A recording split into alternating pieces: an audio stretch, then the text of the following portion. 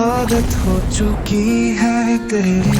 हालांकि सर्वोच्च ने इस बात को जरा सा भी माइंड नहीं किया और तुरंत ही लड़की को अपनी बाहों में उठाकर अपने असिस्टेंट कबीर को ऑर्डर देने वाले लहजे में चीखते हुए कहा, तुरंत अनुराग को कॉल करो। जब कबीर ने लड़की का फेस देखा तो उसके मुंह से निकल गया, मिस ख्याति मेहता। कंट्री का शायद ही कोई ऐसा शख्स होगा जो ख्याति मेहता को ना पहचानता हो। आखिर पिछले 1 महीने से वो डिजिटल मीडिया और प्रिंट मीडिया में ब्रेकिंग न्यूज जो बनी हुई थी। कबीर ने कंफ्यूजन से अपनी आंखें से कोड़ ली। उसे बिल्कुल समझ में नहीं आया कि उसके खड़ूस बॉस के दिमाग में आखिर चल क्या रहा है। अगर ख्याति मेहता रास्ते में टकरा गई तो उसे गवर्नमेंट हॉस्पिटल में भेज देना चाहिए, ना कि अपने पर्सनल डॉक्टर को कॉल करना चाहिए। खैर, कबीर ने एक अच्छे असिस्टेंट का फर्ज निभाते हुए तुरंत डॉक्टर अनुराग को कॉल कर दिया। बॉडीगार्ड ने फौरन कार का दरवाजा खोला और सर्वोच्च ने ख्याति को अपनी बाहों में लेकर कार की बैक सीट पर बैठा दिया और खुद भी बगल में बैठ गया। इस वक्त उसका बॉडीगार्ड प्रतीक ड्राइविंग सीट पर बैठा था। सर्वोच्च के बैठते ही उसने कार स्टार्ट कर ली। पता करो उसके पास दवाई खरीदने के पैसे कहां से आए। सर्वोच्च ने मैसेज टाइप करके कबीर को सेंड कर दिया। फिर एक नजर ख्याति पर डाली जो अब भी बेहोश थी। उसने बेचैन होकर प्रतीक से कहा,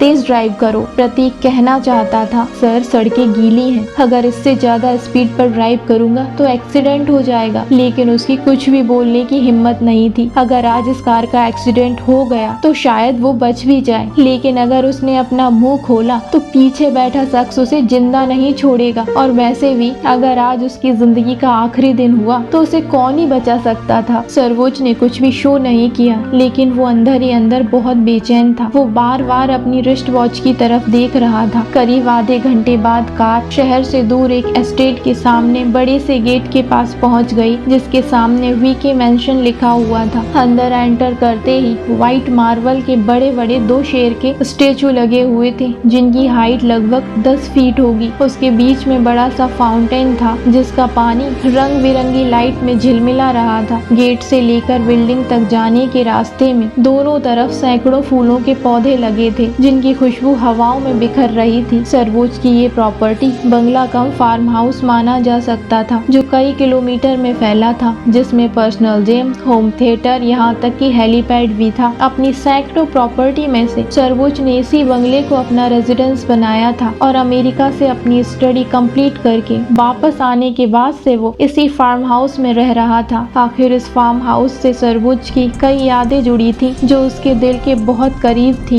गेट के अंदर एंटर करने के बाद प्रतीक ने बाहर निकलकर कार का डोर ओपन किया और सर्वोच्च ने फिर से ख्याति को अपनी बाहों में उठाया और अपने मेंशन की तरफ ले गया। उसने ख्याति को गेस्ट रूम में ले जाकर लेटा दिया और बेचैनी से अपनी रिस्ट वॉच की तरफ देखा। अनुराग अब तक नहीं आया था। सर्वोच्च ने गेस्ट रूम के डोर पर खड़े होकर अपनी पॉकेट से मोबाइल निकाला और अनुराग का नंबर डायल कर दिया। अगले ही सेकंड अनुराग के फोन की रिंग उसके कानों में गूंजने लगी। अनुराग तेज कदमों से लिविंग रूम में एंटर हुआ। उसने पैनिक होकर सर्वोच्च की तरफ देखा और सर्वोच्च के सिर को छूने के लिए अपना हाथ बढ़ाते हुए पूछा, क्या हुआ तुझे, सब ठीक तो है ना? इससे पहले अनुराग उसे छू पाता, सर्वोच्च ने उसका हाथ झटक दिया और फ्रस्ट्रेट होकर गेस्ट रूम के बेड की तरफ इशारा करते हुए बोला, मुझे कुछ नहीं हुआ, जाकर उसका ट्रीटमेंट कर। अनुराग ने बेड की तरफ देखा जिस पर एक लड़की लेटी हुई थी। उसका फेस देखकर अनुराग शॉक्ड हो गया और उसके मुंह से निकल गया, मिस